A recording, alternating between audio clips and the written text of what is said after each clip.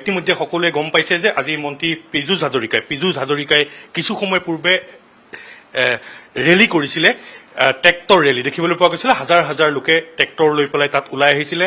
মই অকণমান জানিব বিচাৰিম যে গোটেইকেইদিন ঘূৰিলে, এইকেইদিন প্ৰচাৰ অভিযান চলালে, কেনেকুৱা দেখিলে, গোটেই পৰিস্থিতিটো কেনেকুৱা হ'ব বুলি? পৰিস্থিতি খুব ভাল। অসমত এইবাৰ নোহোৱা নোপোজা ইলেকশ্যনৰ ৰিজাল্ট হ'ব। হিমন্ত বিশ্ব শৰ্মা ডাঙৰীয়াৰ জনপ্ৰিয়তা তুংগত, মোদী ডাঙৰীয়াৰ জনপ্ৰিয়তা তুংগত, আৰু যথেষ্ট কাম কৰিছোঁ। যোৱা 5 বছৰত আনপ্ৰেচিডেণ্টেড কাম কৰিছোঁ। মানুহে এনেকুৱা কাম আগতে দেখা নাছিল। গতিকে মানুহ অত্যন্ত সুখী।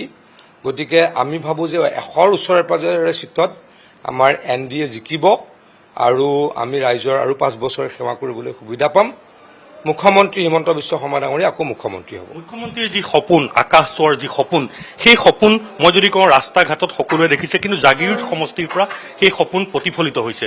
এটা বৃহৎ ছেমিকণ্ডাক্টৰ অত্যন্ত আমি ক'বলৈ গ'লে আমি সৌভাগ্যৱান যে অসমৰ ভিতৰত সকলোতকৈ ডাঙৰ প্ৰাইভেট ইণ্ডাষ্ট্ৰীটো আহিলে জাগিৰোডত।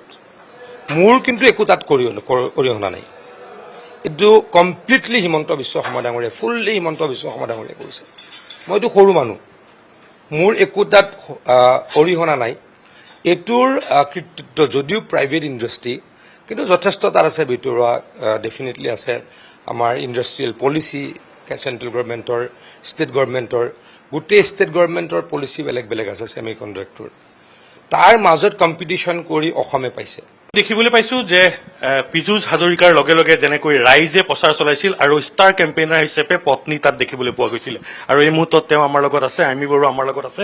আমি দেখিবলৈ পাইছিলো যে সকলো ৰাইজ ওলাই আহিছিলে আপোনাক দেখি, আপোনাৰ ওচৰত এখন চেলফি উঠিবলৈ, আপোনাক এটা চুমা খাই সকলো মানুহে উপচাই পেলাইছিলে। এয়া নিশ্চয় ৰাইজৰ মৰম। প্ৰথম কথা হ'ল মই ষ্টাৰ কেম্পেইনাৰ নহয়, মই আচলতে এইখন ঠাইৰ তেওঁলোকৰ জীয়ৰী, তেওঁলোকৰ বোৱাৰী। আৰু ৰাইজৰ এই আগ্ৰহখিনি সদায় আছে, তাৰ বাবে মই চিৰকৃতজ্ঞ। কাৰণ ৰাইজৰ এই মৰমখিনি পোৱাৰ সৌভাগ্য সদায় নহয়, সকলোৰে নহয়। আৰু এইটো একেদিনাই গঢ়ি উঠা সম্পৰ্ক নহয়। আচলতে যোৱা 10টা বছৰত তেখেতে যিখিনি কাম কৰিছে তাৰ ফলস্বৰূপে ময়ো অকণমান মৰম পাওঁ। লগতে বিয়া সবাহ, যিকোনো সকাম যিয়ে নাথাকক কিয় সমষ্টিত আমি যিমান পাৰোঁ চেষ্টা কৰোঁ যাতে তেওঁলোকৰ লগত একেলগে থাকোঁ।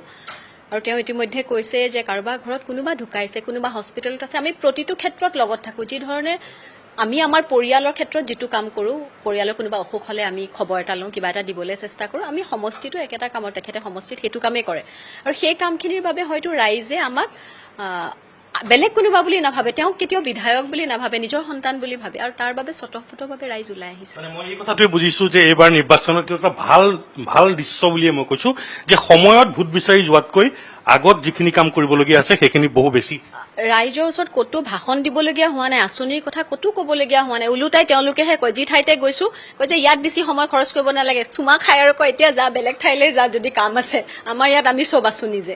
গতিকে ৰাইজে যেতিয়া নিজে প্ৰচাৰ চলায়, এইখিনিতকৈ আৰু ডাঙৰ আশীৰ্বাদ নাই। আপুনি ঘৰো কিন্তু সমসাময়িকভাৱে ঘৰখনো কিন্তু আপোনাৰ আছে, কেনেকৈ আপুনি মেনেজ কৰিছে? আচলতে আমাৰ দুয়োগৰাকী মা, মোৰ মা, শাহু মা, দুয়োগৰাকী মা থাকে, আৰু মা দুগৰাকীৰ আশীৰ্বাদো ক'ৰবাত আচলতে মাকৰ আশীৰ্বাদ যে লাগে। মই ভাবোঁ আমাৰ মা দেউতা যদি সুখী থাকে, সেই আশীৰ্বাদকণ যদি থাকে, তেতিয়াহ'লে চাগে সকলো ফালে ঠিকে থাকে।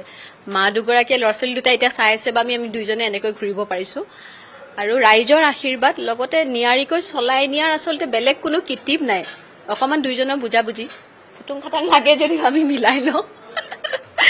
মই ভাবোঁ তেনেকৈ চলি আছে।